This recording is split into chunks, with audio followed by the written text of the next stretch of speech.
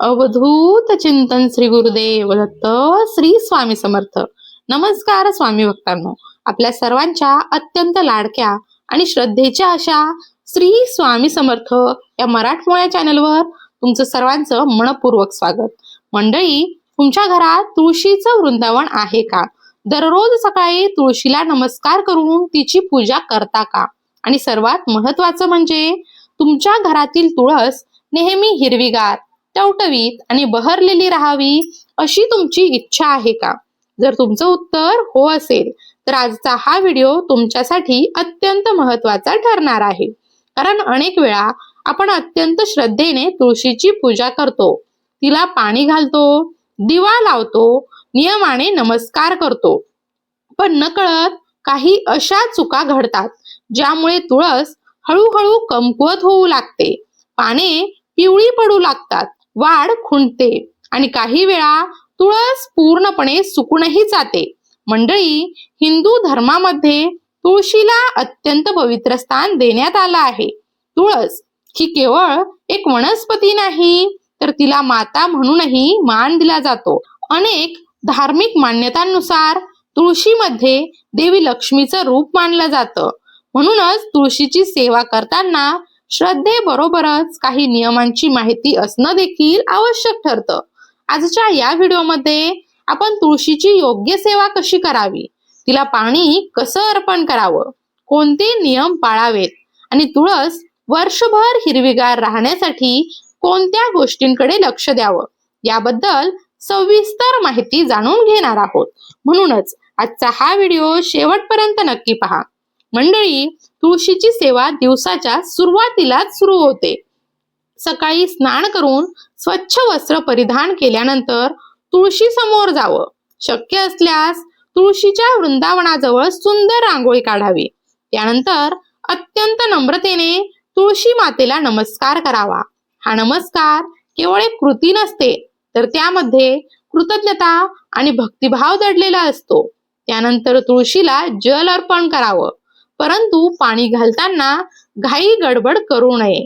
अनेक जण घाईत तुळशीवर पाणी ओततात आणि निघून जातात, परंतु तुळशीची सेवा शांत आणि भक्तिभावाने करावी. जल अर्पण करताना पाणी थेट मुळाशी सोडावं. शक्यतो तांब्याचा किंवा पितळी भांड्यातूनच पाणी अर्पण करावं. मंडळी, तुळशीला पाणी घालताना मंत्र जप केल्यास अधिक चांगलं मानलं जातं. तुम्ही आपल्या श्रद्धेनुसार मंत्र म्हणू शकता. महाप्रसाद जननी सर्व सौभाग्यवर्धिनी आधी व्याधी हरा नित्यम तुलसी त्वम नमोस्तुते, किंवा ओम सुभद्राय नमः, किंवा ओम नमो भगवते वासुदेवाय, तसेच ओम तुलसे नमः या मंत्रांचा जप देखील तुम्ही करू शकता. मंत्रोच्चारामुळे मन एकाग्र होतं आणि पूजा अधिक भावपूर्ण बनते. मंडळी, काही घरांमध्ये तुळशीला पाणी अर्पण करताना त्यामध्ये थोडं दूध मिसळण्याची परंपरा असते. धार्मिक दृष्टिकोनातून ही कृती शुभ मानली जाते. मात्र यामध्ये एक महत्वाची गोष्ट लक्षात ठेवावी. दुधाचं प्रमाण खूप कमी असावं. एका तांब्याभर पाण्यात केवळ 2 किंवा 3 थेंब दूध टाकलं तरी पुरेसं असतं. कारण जास्त प्रमाणात दूध मातीमध्ये साचू शकतं, त्यामुळे बुरशी निर्माण होण्याची शक्यता वाढू शकते आणि मुळांच्या आरोग्यावर परिणाम होऊ शकतो. म्हणून श्रद्धेबरोबरच तुळशीचं आरोग्य जपणं देखील तितकंच महत्वाचं आहे. मंडळी, अनेकांच्या घरात राम तुळस असते, तर काहींच्या घरात श्यामा तुळस असते. राम तुळशीची पानं फिकट हिरव्या रंगाची असतात, तर श्यामा तुळशीची पानं किंचित जांभळट रंगाची असतात. परंतु या दोन्ही तुळशी तितक्याच पवित्र मानल्या जातात.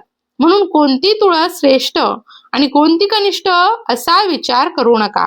तुमच्या घरात जी तुळस असेल तिची श्रद्धेने सेवा करावी. मंडळी, तुळशीला जल अर्पण केल्यानंतर वृंदावनाला हळद, कुंकू आणि अक्षता वाहाव्यात. अनेक ठिकाणी ही परंपरा आजही भक्तिभावाने पाळली जाते. त्यानंतर तुळशीला प्रदक्षिणा घालाव्यात.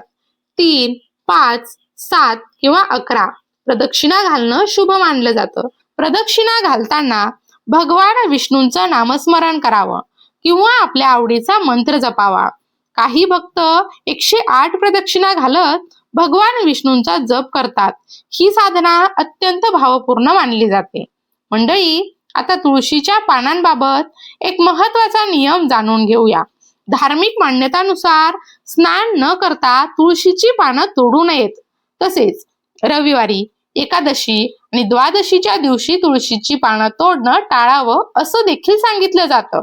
जर पुढील दिवसाच्या पूजेसाठी किंवा नैवेद्यासाठी पानं आवश्यक असतील तर ती आदल्या दिवशीच श्रद्धेने तोडून ठेवावीत. यामुळे धार्मिक नियमांचं पालनही होतं आणि तुळशीची योग्य काळजीही घेतली जाते. मंडळी, तुळशीला मंजिरी आल्यावर अनेक जण त्या तशाच राहू देतात, परंतु तज्ञांच्या मते मंजिरी वेळेवर काढणं आवश्यक मानलं जातं. कारण झाडाची बरीच ऊर्जा मंजिरी टिकवण्यासाठी खर्च होत असते. जेव्हा मंजिरी योग्य वेळी काढल्या जातात तेव्हा ती ऊर्जा नवीन पानं आणि नवीन फांद्या वाढवण्यासाठी वापरली जाते. त्यामुळे तुळस अधिक दाट आणि हिरवीगार बनते आणि अधिक सुंदर देखील दिसू लागते. मात्र मंजिरी काढताना आदरभाव राखावा. त्या इथे तिथे फेकू नयेत. त्या वाहत्या पाण्यात विसर्जित कराव्या किंवा एखाद्या स्वच्छ झाडाच्या मुळाशी ठेवाव्या. मंडळी, जशी सकाळची पूजा महत्वाची आहे तशीच संध्याकाळची सेवा देखील अत्यंत महत्वाची मानली जाते. सूर्यास्तानंतर तुळशी समोर तुपाचा दिवा लावावा. जर तुपाचा दिवा शक्य नसेल तर तेलाचा दिवा लावू शकता. दिवा लावल्यानंतर तुळशीची आरती करावी आणि अत्यंत भावपूर्ण प्रार्थना करावी. हे तुळशी माता, आमच्या घरावर तुझी कृपादृष्टी कायम राहू दे. घरात सुख, शांती, आरोग्य आणि समृद्धी नांदू दे, अशी प्रार्थना मनापासून करावी. मंडळी, एक गोष्ट नेहमी लक्षात ठेवा. रात्रीच्या वेळी तुळशीला पाणी घालू नये. तसेच रात्री पानं देखील तोडू नयेत. तुळशी भोवतीचा परिसर नेहमी स्वच्छ ठेवावा. सुकलेली पानं, तण किंवा अनावश्यक कचरा वेळोवेळी दूर करावा. तुळशीची सेवा ही केवळ धार्मिक परंपरा नसून एका पवित्र वनस्पतीची प्रेमाने घेतलेली काळजी आहे. म्हणून तिला रागाने किंवा अस्वच्छ अवस्थेत हात लावू नका. प्रेमाने, श्रद्धेने आणि भक्तिभावाने तिची सेवा करा. मंडळी, या छोट्या छोट्या गोष्टींची काळजी घेतली तर तुमच्या घरातील तुळस वर्षभर हिरवीगार, टवटवीत आणि बहरलेली राहण्यास मदत होईल आणि तुळशी समोरचा प्रत्येक क्षण भक्ती, शांती आणि समाधानाने भरून जाईल. भिवू नकोस, स्वामी सदैव पाठीशी आहेत.